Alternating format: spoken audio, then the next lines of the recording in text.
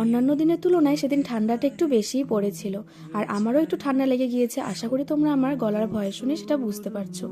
তো সেদিন আমার বিকেলবেলা বেরোনোর কথা ছিল, কারণ আমার বান্ধবীরা সেদিন আসবে। তো সুদূর শিলিগুড়ি থেকে চলে এসেছিল আমার এই বান্ধবী। তো আমরা এখানে একটু মোমো খাচ্ছিলাম, আর এতে দুজনের সাথে প্রায় 2 বছর পর দেখা হয়েছে বলতে পারো। তো সবাই মিলে আড্ডা দিচ্ছিলাম আর মোমো খাচ্ছিলাম। সবাই মিলে অনেকদিন পর দেখা হয়েছে, তাই খাওয়া দাওয়া তো করতেই হবে।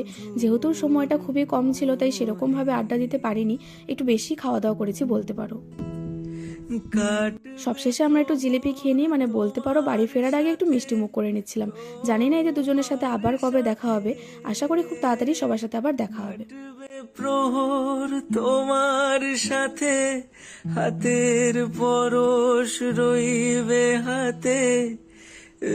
কপালটা ভালো ছিল বলে এরা আজকে বেঁচে গেল। তো চলো আমরা ভালো ভালো বাড়ি ফিরি, তোমাদের সঙ্গে দেখা হবে অন্য ভিডিওতে।